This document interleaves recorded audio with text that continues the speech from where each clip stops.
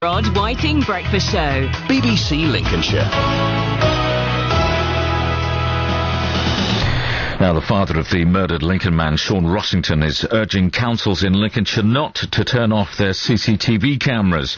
The City of Lincoln and North Kesteven District Council are considering switching their cameras off to save money. Kevin Rossington spoke to our reporter Scott Dalton after 6 people were sentenced for their part in his son's murder. 2 men were sentenced to life for murder with a minimum term of 13 years. And during the trial, CCTV played a big part in piecing together the events on the night Sean was killed. Well, Kevin Rossington says CCTV can also act as a deterrent.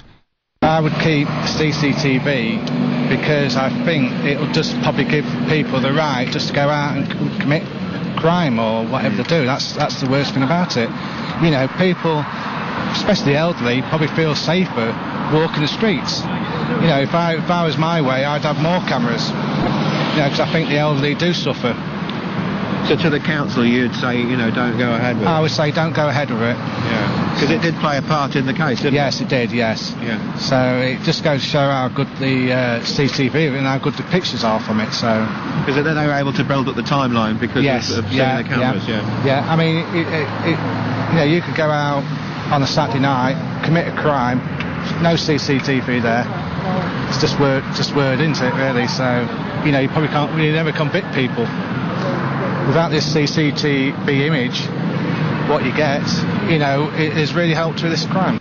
We should point out that no council CCTV footage was used during the Sean Rossington trial, but speaking last week, the leader of the City of Lincoln Council, Darren Grice, said it's important that they look at how useful the cameras are. They do capture images of crime, and they have been utilised in prosecution of individuals and also companies. So yes, of course they are utilised by that, and that is obviously why the police think they're a major benefit to them reducing crime and prosecuting the crime that is caused. But then there's also the counter argument: does it actually prevent, or is it just purely there to capture the crime so that it can be used for prosecution? Well, that's the question. Well, meanwhile, North Kesteven District Council says they're aware of the value that cameras have, and that's why they've decided to consult with the public before a decision is made.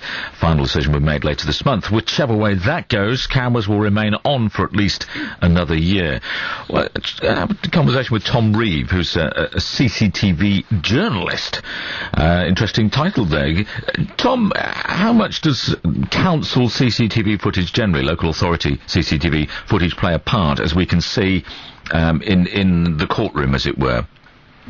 Right. Good morning. Well, CCTV operators are frequently called in to testify in cases in which they've been the operator in charge of a system at the time of that they witnessed a crime, or even to provide backup evidence that merely places somebody at the scene of a crime.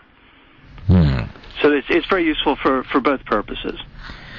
And those, interestingly, I understand that the councils that have turned off their cameras, some have decided later to switch them back on. Is that the case?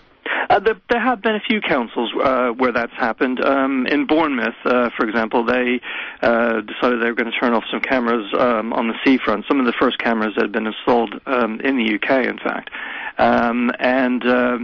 Then they decided several months later that they needed to put them back on due to a number of incidents.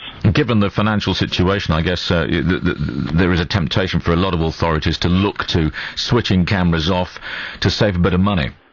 Yeah, I think that's a false economy. I think that the public expect their local authorities to provide crime prevention. The CCTV control room is a focus for crime prevention, out-of-hour services. There's a number of other things that the CCTV control room can do for a local authority, above and beyond simply monitoring the CCTV cameras. Is there a way that the councils can keep, can make this, I wouldn't say profitable, but at least keep the costs down?